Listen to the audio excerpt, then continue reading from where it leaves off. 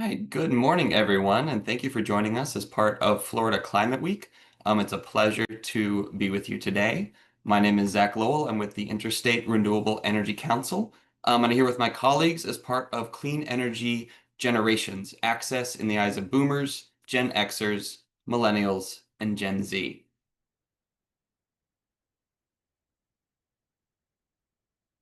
A little bit about our panelists today. We have Susan Eber, she's Senior Manager of Apprenticeship Programs, Carlos Lopez, Program Director of our Puerto Rico initiatives, Toya Callahan, Vice President of our local initiatives, and Rashida Roy, Program Manager on the local initiatives team. It's kind of fitting, so each of them represents a different generation, and I'm at the tail end of millennial or the beginning end of Gen Z, so I'm sort of in the middle of two generations, and I'm the moderator. So thank you all for joining us. A little bit about the Interstate Renewable Energy Council. We are a national nonprofit that works to increase the benefits of renewable energy and energy efficiency to benefit people, the economy, and our planet. We work in three complementary pathways, the first being workforce development. As clean energy jobs open up, how do we make sure that people are there and ready to fill those jobs? And also, how do we make sure that everyone can access the benefits of those jobs? And so that's our workforce development side of things. On local clean energy solutions, that's another big area of focus. A lot of work goes on at the local level with cities, counties, regional organizations, using policy tools and other initiatives to drive the growth of clean energy, increase resilience, and create new jobs.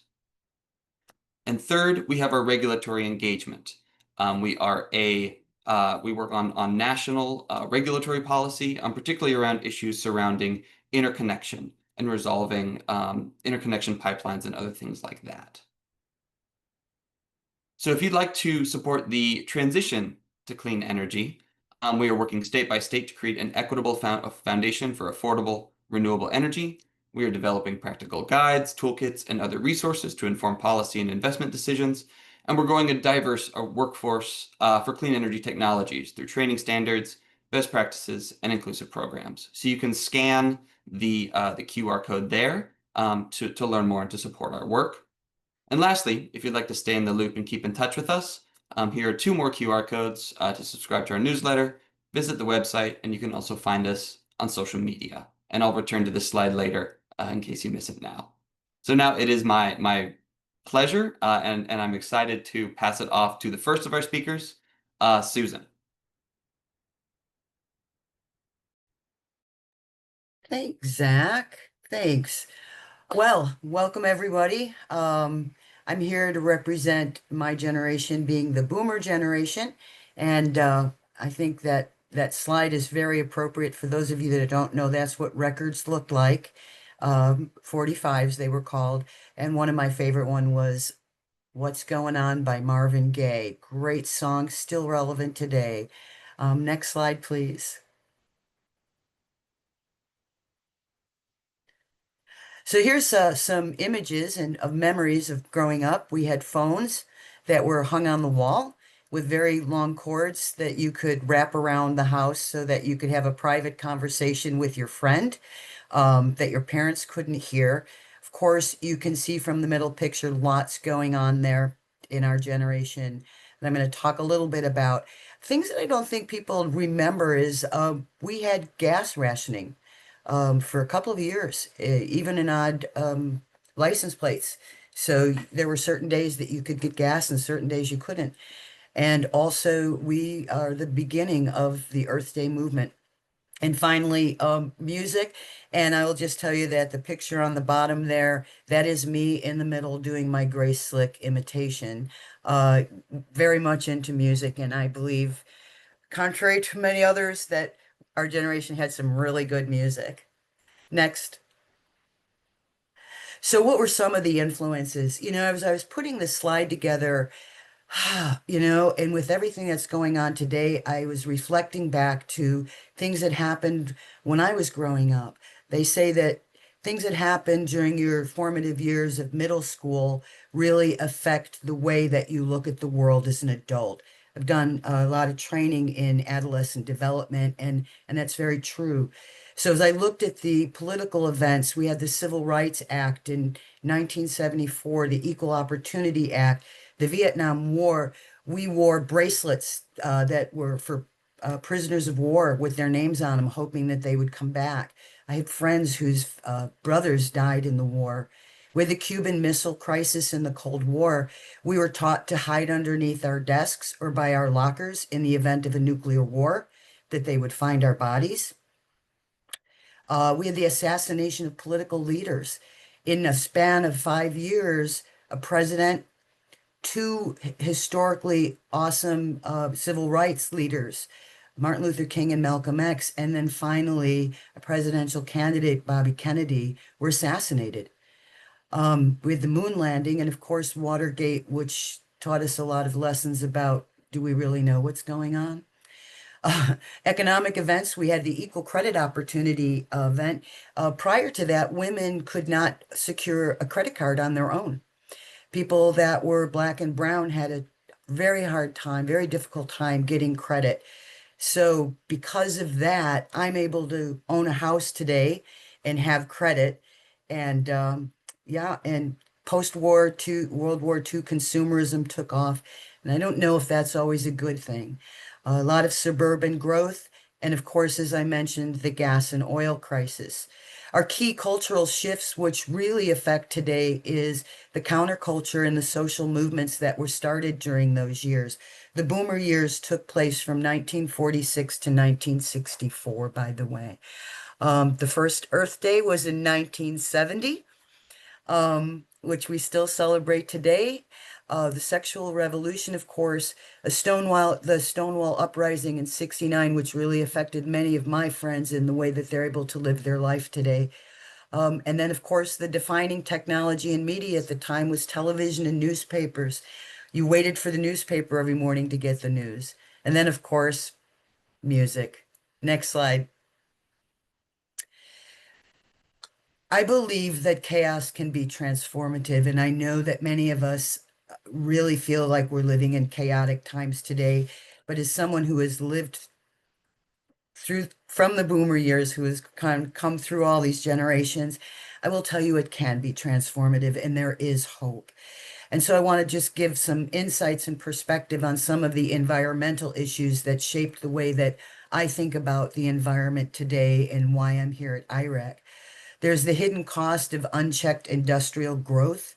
The lesson that we've learned is that economic policy must be balanced with environmental stewardship to ensure long-term public health and sustainability. The power of whistleblowing, scientific whistleblowing, one of the most important and influential whistleblowers that was a boomer was Erin Brockovich. So if you've seen the movie, you know what she did to transform her community. Rachel Carson wrote The Silent Spring in 1962, which really connected environmental problems and showed that they're interconnected and they can be complex. We also learned that environment is a public health issue, that protecting the environment is inseparable from our public health and the quality of our life.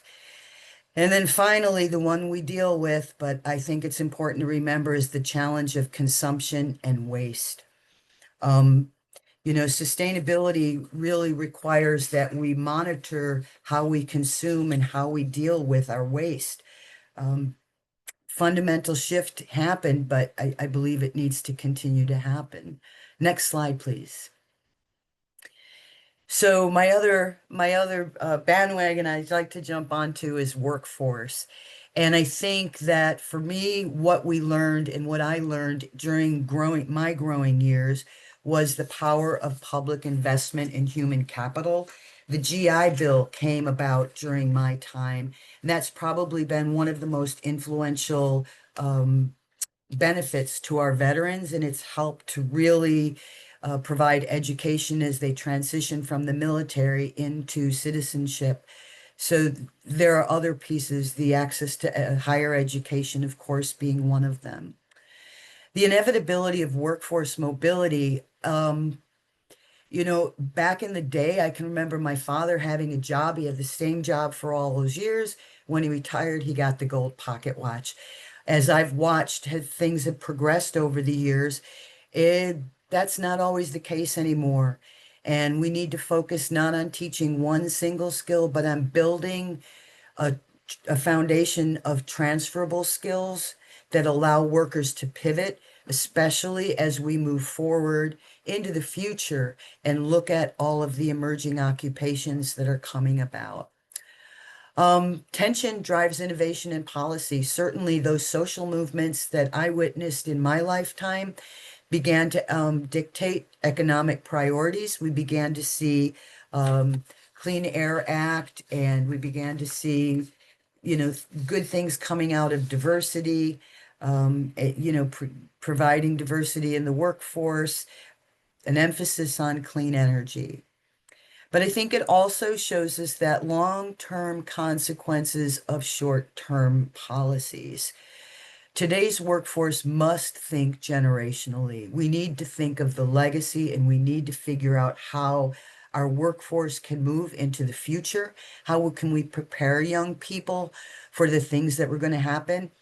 Cybersecurity didn't exist when I was in my young years there, and now here it is. Who would have thought? And along with many of the other AI and all of the other technology. So we need to really think what we need 30 years down the line.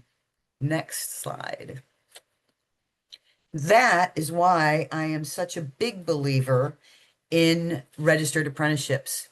And that's why I'm here at IREC. You know, apprenticeship unions understood the value of training. The apprenticeship started in the 19th century, 1940s, and mostly it was construction and trades. And thank goodness for them because we have a lot of our infrastructure to thank for those unions and the work that they did. They take good care of their people.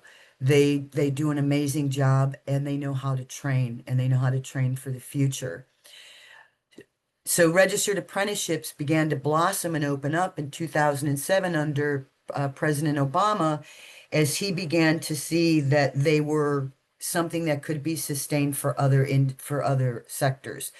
So they're industry led, they're on the job training going from 2,000 to 8,000 hours depending on the occupation.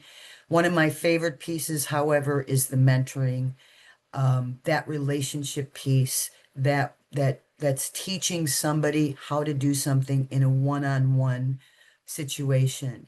That is precious, and that's probably why the biggest reasons why I like registered apprenticeship, the consistent on-the-job training and that mentoring. There's also related instruction. So that's the theory that exists to help the apprentice in their on-the-job training, and that's paid for the employer. It's about 144 hours per year of the apprenticeship. But here's the other thing, increased wages with increased skill. So we've all probably been in those jobs where we're thinking, when is that raise coming? When am I getting that raise? Am I going to get that raise? There's not a lot of guessing with registered apprenticeships because it is a very prescribed wage increase. As you learn your skills, you gain a higher wage. And with that, there's also increase for career pathways. Next slide. So I'm going to quickly run through this. I am a resident of Florida, and I've set up apprenticeships here. And I can tell you that the clean energy employment grew by 5.9% in 2023, more than twice the overall rate job growth in the state. EV jobs have increased by nearly 18% over 2 years. We are in serious need of EV technicians. We are in need of EV stations, people that put those stations in place, monitor them, and the technicians that fix our cars and our vehicles. Lots of us know that if you look out the window or drive down the street, you'll see EV buses and hybrid buses. Those need to be maintained. Quickly, I'll wrap up here. Occupations in clean energy include the power producers like the solar and the wind, the grid and infrastructure, the energy efficiency and building performance, those resource savers, the things that keep the air conditioning in your house. Technology and data, those data scientists that are looking at the data and crunching it. Of course, the technical support and project management. And the one that I'm really excited about that I'm seeing a lot of K through 12 programs look at in both pre-apprenticeship and apprenticeship programs, that is the sustainability specialist. Next slide, please. So if you're ready to invest, this was a very quick overview, but if you're ready to invest in a stronger, more skilled energy workforce, IREC is here to help you. We are continuing our work in the Apprenticeship and Clean Energy Network, thanks to our support from Investment in the Future. Little QR code there that you can link on and get more information. But in closing, what I want to say is the greatest lesson from the boomer years is that we cannot afford to work in silos. We cannot afford to work in silos neither generationally or industrially. And the challenge for us today is to ensure our passion for clean energy is matched by the durability of our workforce development infrastructures. We can't afford another Silent Spring moment in our economy. We must ensure our talent pipeline now. Thank you. And now to Carlos. That's awesome, Susan. Thank you very much. Okay, so as it says there, my generation, Generation X, raised on hose water and neglect.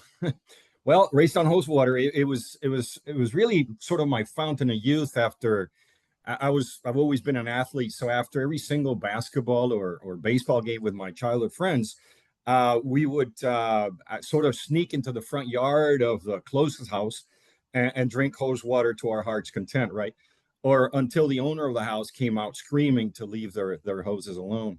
But in other serious matters, hydration was important, but in other serious matters, the late 80s and early 90s really made the link between social justice and environmental issues. And this emerging field of environmental and energy justice really spoke to me. Next slide, please.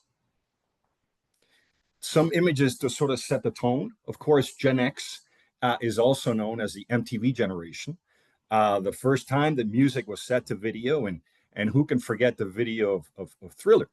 On a personal level, I basically lived outside the home with my friends. That picture there is me, the kid with a white shirt. It wasn't until my mom called about 10 times the dinner was ready that I wanted to get back into the house. Of course, the personal computer was becoming more affordable and more accessible.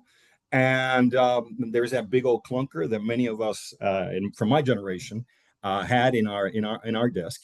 And if you can see from the Atari console, it was sort of the modest beginning of the gaming generation, right? With the complicated games of Pac-Man and Centipede and paddle tennis. Next slide, please.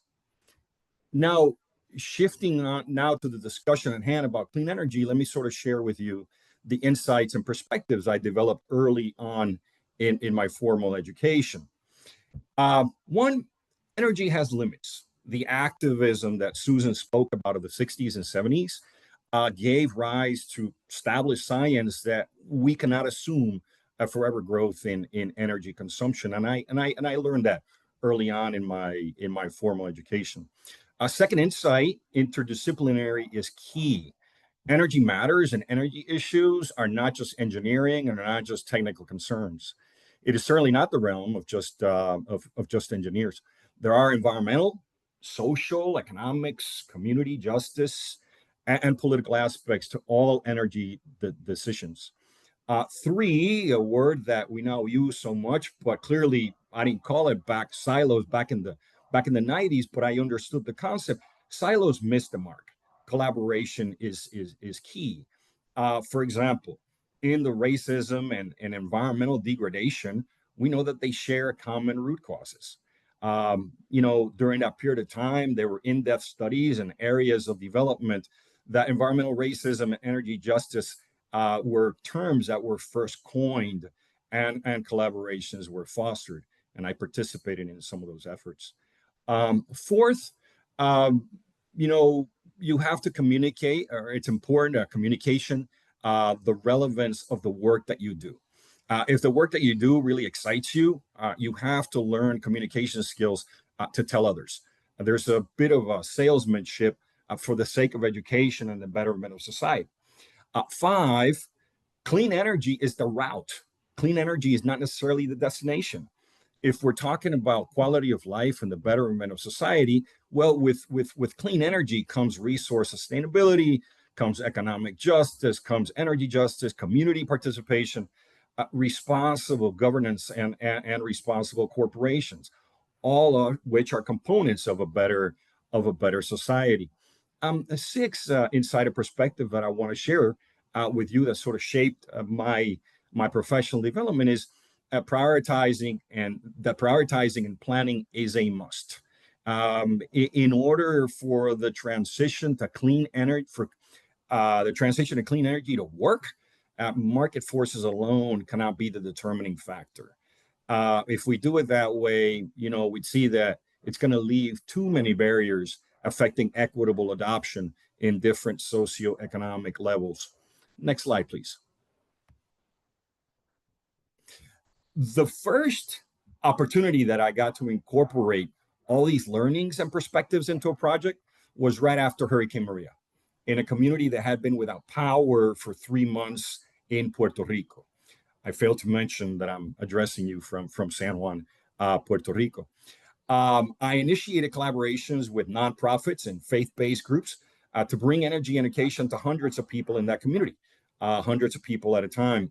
We convinced them to plan the community resilience from the perspective of community needs. And the first project that was allowed and financed was an energy resilient hub with a particular prioritization of needs and community agreements for its use. This effort would result in the community organizing a leadership structure and became Puerto Rico's first energy cooperative called Pirucho Power. In that community, there are 750 homes, so they have plenty of work to do over the next few years. Next slide, please. In 2023, I was entrusted and challenged, if you will, by the Secretary of Energy herself and in collaboration with the University of Puerto Rico, Maya West, to develop in a very community participatory manner 10 energy resilient hubs for last mile economic vulnerable communities in Puerto Rico. Granted, we had done one in Caguas, and now it was our challenge or our responsibility to expand that tenfold, if you will. We set to do that in October 2023 and quickly signed up 5 communities located in rural areas impacted by years of bad electric service and other socioeconomic vulnerabilities. Next slide, please. 1 year later, we had the first batch of installations completed. But what was really more important to me is that I didn't have really an idea of the level of engagement and ownership that we would receive from those communities. They had volunteered as energy teams, dividing up responsibilities between technical aspects, liaisons with the rest of the community, leadership with the municipalities in order to obtain permits, etc. El Nuevo Dia is, as you can tell from that Puerto Rico's largest newspaper, covered our efforts in a front cover article to commemorate the 7th anniversary of Hurricane Maria and to highlight how these community-led initiatives could provide a good roadmap for how to build resilience to other sectors of Puerto Rico. Next slide, please. And now, as we fast forward to the end of the second year, just recently completed in September of 2025, our result is that we have resilient hubs in 10 communities and last mile areas with economic, social, and electrical system vulnerabilities. Another result is that we've been able to develop 10 energy groups or 10 energy teams, really, composed of 3 to 7 community members with leadership and with stewardship responsibilities over those systems that were installed. And I think even more importantly is that we have solid 5-year service and maintenance agreements in all of those communities to ensure the long-term optimization of the resilience centers that were installed. Next slide, please. And in some closing thoughts, here's, to hoping that we can repeat this process. We did one community, then tenfold, and here's to hoping that we can do it 100th-fold. No, there was a study done in Puerto Rico that some 750 communities qualify as vulnerable. So moving forward on 100 of them would really make a difference. As I look at that bigger project, if you will, perhaps of 100 communities, there are some economic spin-offs or economic benefits that I like to quickly share with you. This project would cost about $7 million to scale it up to about 100 communities. It's estimated that it would be a 5-year project with the possibility of creating certainly over 75 jobs based on the experience that we had with one community, then 10 communities. And clearly we believe in behind a resilience infrastructure at community level with a solid service and leadership plan for the next 2 decades. In terms of institutional inertia, that is how difficult it would be to, for example, interconnect these projects. Resilient hubs are small enough that they would really not cause any interconnection related concerns. I do recognize that these projects will need local government partnerships, as we did the previous 10 with academia, nonprofits, and the federal government. And then to sort of address some social factors and technical challenges, I would just say, for context, and here's what's really interesting, Puerto Rico's electrical grid was the showcase and the gemstone of electrification efforts from the 60s and the 80s. It is an absolute technical fact. They achieved 100% electrification for the whole population. However, since 2014, and under the bankruptcies restructuring since 2017, currently it is the worst performing, tanking the economy and depopulating Puerto Rico. So clearly projects like this would be a magnet, would be a draw for economic development and to bring back a highly skilled technical population to Puerto Rico. And I would say sort of the only technical challenge is that some of the community serving facilities, that is the community centers, may not be solar ready in structure and sort of electrical code for installations because, of course, they're located in economic disadvantaged areas. Next slide, please. And if you like to participate, help, ideas, fund, invest, there's our information. And I look forward to answering any questions that you may have. Take it away, Toya and Millennial. Great. Thank you so much, Carlos. Good morning, everyone. So glad you're here to attend this webinar with us. And so I'll be giving you the perspective from a millennial and tell you about the turn of the millennium. Next slide. So as a teenager living in Africa, I remember the craze around Y2K globally. And so Y2K refers to the historical year and the 2000 computer bug. This bug was a potential technical glitch caused by earlier computer systems storing the year with only the last 2 digits, which would have caused a ton of malfunctions as the year turned from 99 to 00 or 00. And so the problem was in the earlier days of computing, to save memory, programmers used only 2-digit years. So for instance, 98 was represented 1998 instead of using 4 digits. And so as the year 2000 approached, there was a concern that computers would actually misinterpret 00 as for 1900 instead of 2000, which would lead to widespread system failures in critical infrastructure like banking, utilities, and manufacturing. So massive efforts around the world were put together to fix the code and really, ensure that there weren't widespread disasters. The event actually prompted a global push to update computer systems, and some of the Retail outlets like Best Buy warned people, you must turn your computer off as as it hit midnight in the year 1999. So luckily, there weren't a lot of issues because countries and organizations around the world really tried to update their computer systems to address the problem. And actually, the former US President Bill Clinton organized efforts to minimize the damage in the US, labeling Y2K as the first challenge of the 21st century that had been successfully met. So on the other hand, for the general public, there's a bit of a lack of clarity regarding the potential dangers of the bug.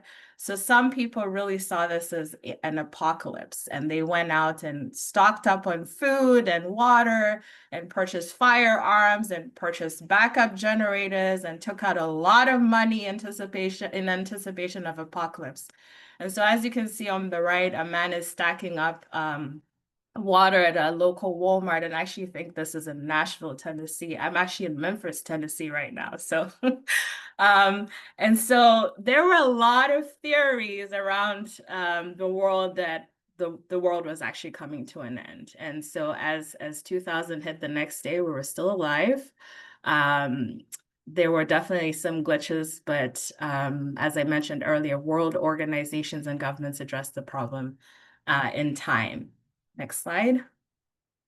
So on a lighter note, I mean, this slide just brings up so many memories for me as a teenager and begging my parents to get the newest gadgets. So on a lighter note, this slide shows the technology and how that has changed over time. So for cell phones, you can see on the left, we had that's the Nokia phone, and it was quite bulky. And there was some sort of like antenna on the top, which I don't even think I don't think you could pull it up. I think it was just there for some sort of purpose, but not actually a pullout. And then you can see that we then had a flip phone, that was probably one of the best things that I loved, the flip phone. And then my personal favorite was the other phone with the keyboard, and you were able to just type out. And so things did change, and now we mostly use touchscreen phones. As Carlos pointed out, yes, we had that heavy, bulky computer that came in the uniform eggshell color. And so in the 2000s, you started to see, computers evolve, and there were more slick and lighter computers that had a more flat screen. As for music, oh boy. For some of you who remember, we had the Walkman, which was a cassette player, and sometimes the tape would jam and you'd have to pull it out and roll the tape back in. And we then went to a Discman, which allowed you to play CDs of your choice. Of course, if you were done with the CD, you had to switch over and find another CD to play. And then Apple came out with different versions and sizes of the iPod. And so you can see, I don't even remember all the names for this, but I know for sure I was one of those people saying, Mom, I want the next iPod. So trying to keep up with technology. So next slide. So I also want to just talk about solar, which is something that I'm extremely passionate about in my career. And I've seen how this has really evolved over time, and it has helped, a lot of people across the world have access to clean energy. I specifically do work in the US. IREC is a US-based organization. It's a national nonprofit, as Zach mentioned earlier, and my work is specifically around helping local governments streamline their processes and making sure that their constituents have access to clean energy. And so I'm not going to go over the entirety of what is on the screen because there is a lot that has happened over the years, but I will just focus on what has happened after the events after 1999. And so you can see in 2005, the investment tax credit was created. In 2007, solar became the leading renewable energy technology across the globe as for clean energy. And then in 2012 to 2015, residential solar systems actually became more affordable. And so on the next slide, I'm just going to talk to you a little bit about, you know, the cost, the division of costs with solar. Next slide. So even with, 2012, 2015 saying that residential solar systems became more affordable, yes, they did. However, with this change a decade later, there are still factors that still drive up the cost of solar. And solar, yes, it is one of the cleanest forms of one of the cheapest forms of clean energy. It does have soft costs related to it. And so these are non-hardware expenses of our solar system. And this would be permitting, financing, customer acquisition, and administration costs. And these are actually the larger portion of the total cost of an installed system. This actually amounts to about 65% of the total cost of the solar system. And so it causes a lot of issues in terms of being able to deploy solar across the country. And so soft costs really drive up that price, the overall price. So we're trying to help, the IREC is trying to help local governments across the country to really streamline those soft costs so it becomes more affordable for their constituents to go solar. Next slide. And so I wanted to mention a program that has been doing this for years.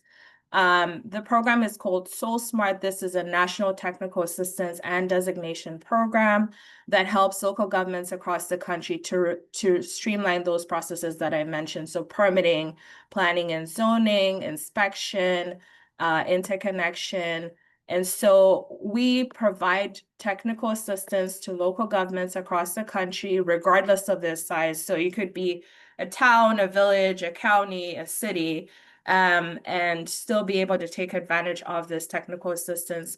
And so if I was giving this presentation maybe a few weeks ago, I would have done it differently. But this program, unfortunately, has lost its funding. And the funding did come from the U.S. Department of Energy. This is part of the funding that has been terminated by the U.S. Department of Energy. And I will stress that the cancellation of the funding has nothing to do with the performance of the program. I'll share a little bit more about how much we've actually done to work with governments, local governments across the country, and actually specifically Florida. So if you could turn to the next slide, Zach. So SolSmart has worked with over 30 jurisdictions in Florida. And actually, I have been part of quite a bit of this, probably working with half of the communities on this list. And so we've worked with them to streamline their permitting, their inspection and planning and zoning. And this actual work has helped local governments address key issues in their zoning that include aesthetics, setbacks, glare, and many of the topics that are really specific to Florida, some of the challenges that are specific to Florida. So I'm really proud to say that we have 36 communities that have been part of the program, have received designation and recognition, which really means that we've worked with them on set technical assistance, and then they've been able to receive recognition for their efforts to streamline the processes that I had mentioned earlier. Next slide.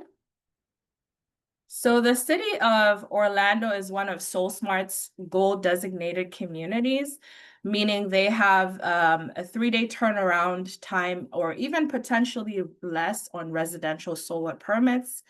And Orlando is one that I wanted to just showcase for this presentation because they have done innovative things to support solar. They partnered with a local nonprofit, Solar and Energy Local Fund, to make solar and other sustainable home improvements more affordable and accessible to underserved communities. And they did this by providing innovative financing options. And so this, to me, has been a really great example of how a city can take a big step to support their residents and make sure that they actually have access to solar. In addition to providing technical assistance, the SolSmart program also recognizes all these communities. And so Typically, we have a celebration for them. This is also a good opportunity for them to get some press out of it, and it publicizes their commitment to ensuring that there's more solar deployment in their communities. And so I also wanted just to close out and say that the program, the SoulSmart program, has worked with over 500 jurisdictions across the country. And we have 100 communities, over 100 communities that are seeking technical assistance as of today. And I mentioned earlier, yes, our funding has been cut. We have to halt our work right now, which leaves us in a situation where we still want to continue this work, but unfortunately, we don't have the funding to do so. And so we have a really robust infrastructure to keep this work going. We've invested a lot of time and effort over the years. So we're seeking funding to continue this great work. Next slide, Zach. And so if you're out there in the audience and you want to partner with us on SoulSmart to keep the momentum going, keep the good work going, here is my information. And I really look forward to the Q&A session, and thank you so much for listening. I'll turn it over to you, Rashida. Thank you, Toya. Hi, everyone. My name is Rashida Roy. I am a program manager with the local initiatives team at IREC, and I will be talking about Generation Z, also sometimes called Zoomers, in pursuit of a clean energy future. Next slide. So thinking of Gen Z, there are some distinct characteristics that come to mind for me. For one, we are the first generation of true digital natives. This means that we've had access to computers and high-speed internet, as well as social media from a young age. The cutoff years for Gen Z are usually seen as 97 to 2007. So the introduction of the iPhone in 2007 came when Oh, sorry. Until 2012. That was wrong. So the introduction of the iPhone in 2007 came when older Gen Z like myself were in elementary school and younger ones weren't born yet. So for me, my first smartphone came in high school, but for others, they may have been playing or watching videos on their parents' phones as a kid. And with that constant access to news and information and individualized social media algorithms from so young, it certainly shapes your way of thinking and rewires your brain, often influencing the issues we care most about. Next slide. In my case, it gave me early exposure to the impacts of climate change, and with that heightened climate anxiety. A notable moment for my generation came with the peak of the COVID-19 pandemic, which happened either when we were in college or high school or even middle school. And that certainly shaped how I viewed my future and career, as it was also tied to the threat of climate change. And the digital nature also made it easier to mobilize, I think, and to learn about and join movements.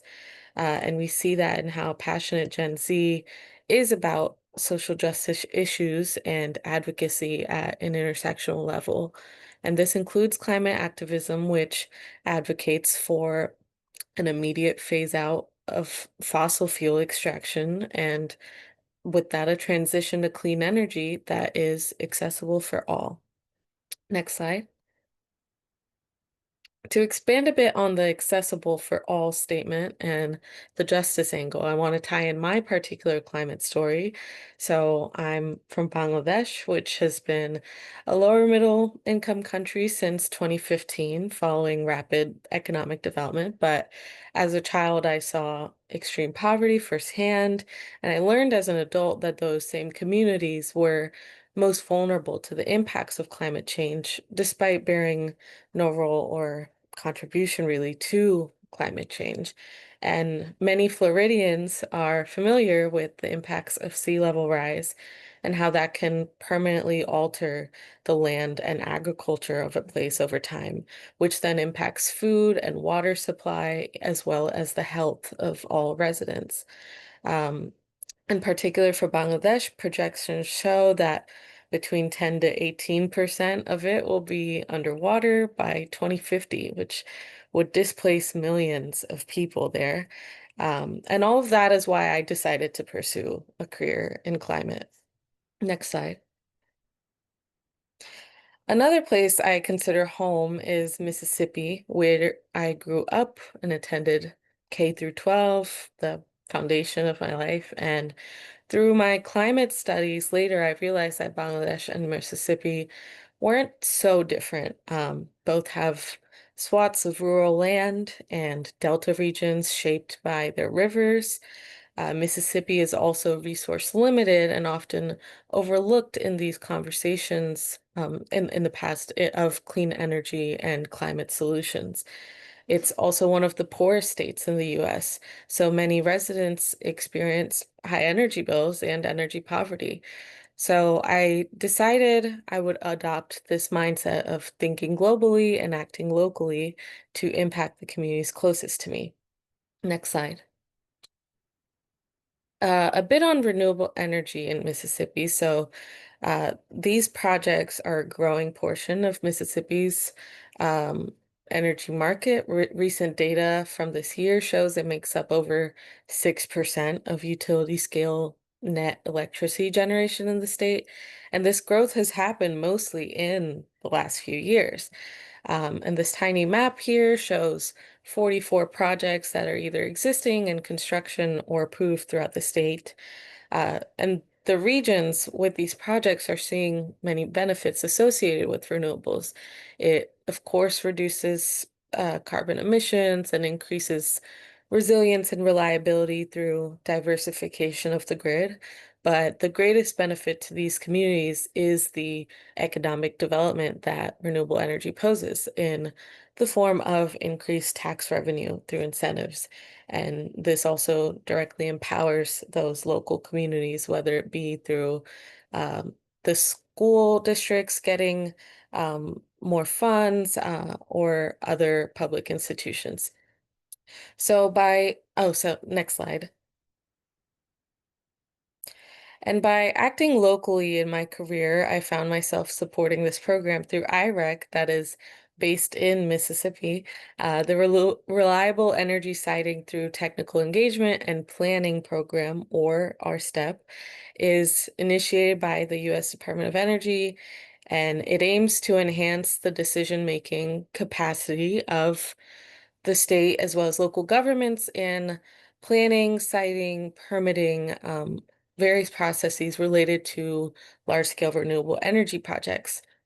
Our state's collaborative consists of our partners are the Mississippi Development Authority, IREC, of course, Mississippi State University's Extension Center, and Efficient Power and Light Advisors.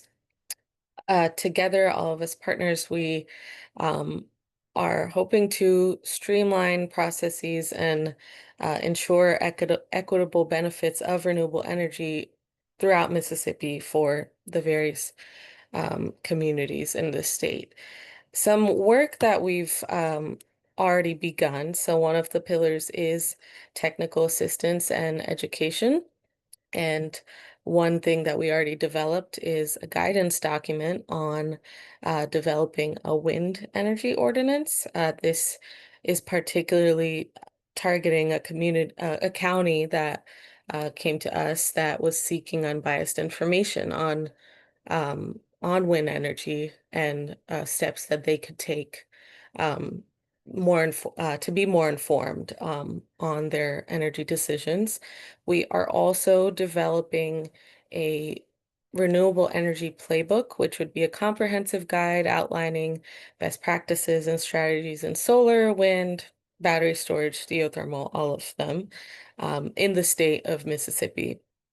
And also another pillar is stakeholder engagement. We have, the last couple months since this project began, we've been conducting various interviews with developers and local government officials, as well as other regional organizations or the Mississippi Public Service Commission. And most recently, just yesterday, actually, we attended an in-person conference held by the Mississippi Association of Supervisors, where we had really fruitful interviews with group interviews with counties from throughout the state, whether that be the coast, the Delta region, the Northeast, counties with various degrees of um, renewable energy development in place. Sometimes they don't have land use, and that also alters what assistance they are in need of and what information we should provide. So these interviews have also been really key in informing us for this playbook that we're developing. And another pillar that once this playbook is developed, will be hosting webinars, workshops, and an online resource center that all of these counties can access for years after the development of this playbook. Next slide. So that is the conclusion of my presentation. Just wanted to thank everyone and pass it on to Zach. Well, thank you to our speakers and thank you to all of you for joining us today. It's really a pleasure to just hear all your stories about different generations and clean energy through the years. To those of you viewing at Florida Climate Week, we would love to stay in touch. Again, here you can visit our website, learn more about some of the projects you learned about, including our work in Puerto Rico, the Soul Smart program, registered apprenticeships, and the R-STEP work underway in Mississippi. We do have a lot of resources that are free and available to use for the general public. And of course, like I mentioned earlier, we do post regular updates on social media and in our monthly newsletter. So we'd love to keep in touch with you all. Now, we do have some time for a Q&A session, and we'd love to hear just your thoughts and your questions for the panelists.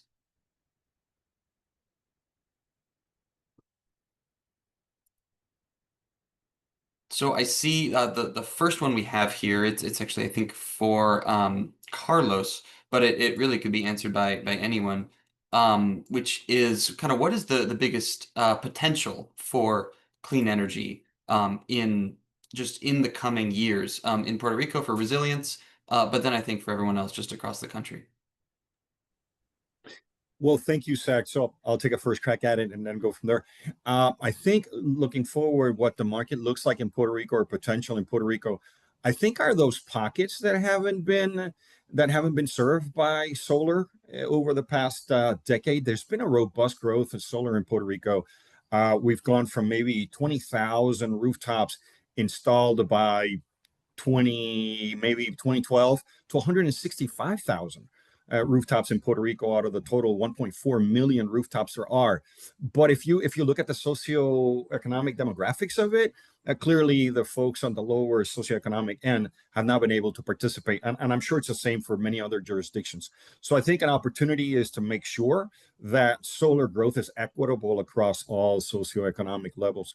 And I would just add, in Puerto Rico, there's a lot of folks that live in condominiums, apartment buildings, and they haven't, obviously, because of lack of rooftop area, they haven't been able to develop. So I would say community solar for via subscription for folks who live in those sort of households, apartments and condominiums, so that they can have virtual net metering. I think those are two distinct opportunities.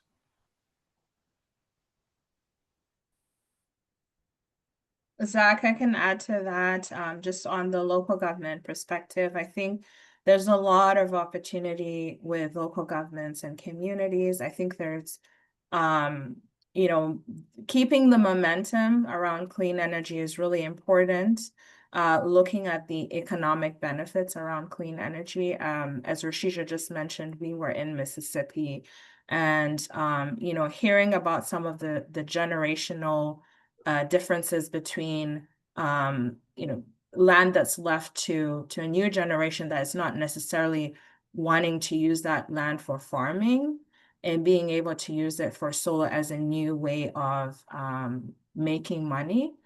And so looking at those innovative ways to still keep renewable energy front and center, because it is so important and it is so crucial to have that access to renewable energy, especially, with disruptions, grid disruptions, and other situations that would find vulnerable communities without access to clean energy.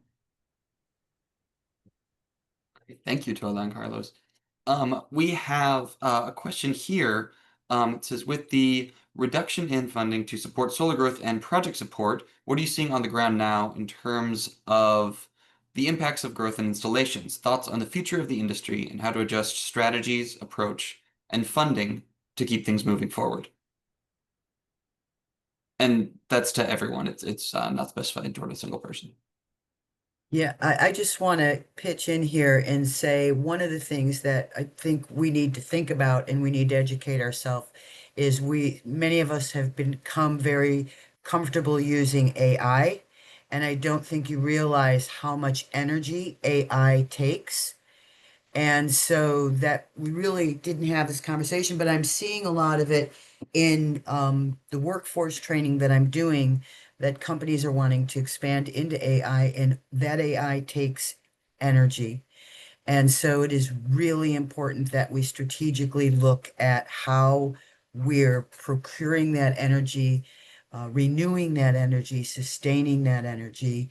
Otherwise, we're going to find ourselves in a real pickle trying to figure out how to accommodate artificial intelligence.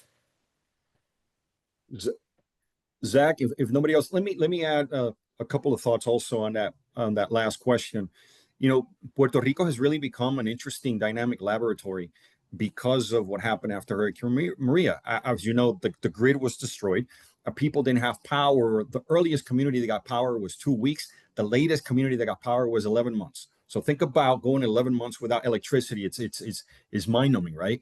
So the adoption of distributed batteries and storage has been like no other market anywhere.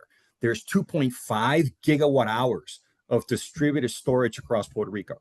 And it's been used over the past year or so, half a year or so, for virtual power plants. So when there is a possibility of a grid outage, some of the storage, some of the stored electricity in some of these distributed batteries are put into play so as to shore up the strength and the robustness of the grid. I suspect if that is mirrored and that is copied in other jurisdictions, we'll be able to have better performing grids all over the place. Yeah, I just wanted to add something just from the local government perspective as well. I think our strategy really is to stay nimble and be able to really listen to the needs of the community. We understand that no size fits all. So a community that is looking at wind turbines and then neighboring communities looking at solar farms, we have to be able to understand that these are different approaches. There might be community resistance. So really trying to figure out how do we equip these communities or local governments with the tools that they need to keep interest and investment in renewable energy in their communities. And so those are some of the strategies that we're looking at, recognizing that it really differs across the country and we have to stay informed and ready to pivot when needed. Great. Well, y'all, we have about a minute left, so we've got two questions here that I'm going to combine into one. So it's sort of a two-parter then. One, what do we see as kind of the next generation and the next generation's focus in terms of climate? And then the second is looking at where humanity is today and giving everyone's thoughts and journeys. Do you feel like we're making progress?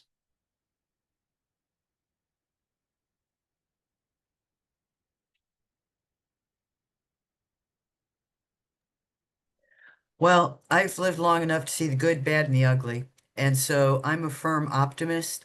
And as I said, out of chaos comes opportunity. And I think IRAC, as a very forward-thinking organization, is always looking at what opportunities can we maximize. So I will say that. I would say that I am enormously hopeful and just really happy to be working with a lot of these community-based organizations that are doing on-the-ground work in their communities and working with young people, everyone from K through 12, and community gardens, and just really raising thoughtful young people so that we can see this level of anxiety diminish, because certainly that is not good. And I see great things for workforce in the future. We'll get through it. Yeah, and if I may add, I mean, I just look at this panel today. We're all from different generations, but we're all fighting the same cause. And so I think really being able to unite those generations, because we can all learn from each other and continue collaborating and having a joint fight towards climate change and clean energy is the way to go. I would just add, there's a lot of progress going on internationally. I think if we look beyond our border, our geographical border, we'll see a lot of progress in many different areas. Just in this panel alone, Rajija is from Bangladesh, Toya is from Africa, I'm from Puerto Rico. So there's a lot of diversity here, and I think that diversity is also going to bring strength as we move forward. And I'll also add just a final note that I agree, but also within the geographical borders of the US even, as like sometimes on the broad level, the impacts do seem to be affect my ability to stay optimistic, but then I do come in contact with these local communities in Mississippi, or like Susan mentioned, community-based organizations that are doing work and making real progress even at a small scale. And I think that actually makes a huge difference, especially when it's all looked at in one lens. So I feel hopeful as well. Well, thank you all. That's a great note to end on. I know we are a little over time, but thank you again to everyone who joined us today. Thank you to the Volo Foundation, and thank you to just everyone who's helped organize Florida Climate Week. It's been a pleasure to join you. Take care.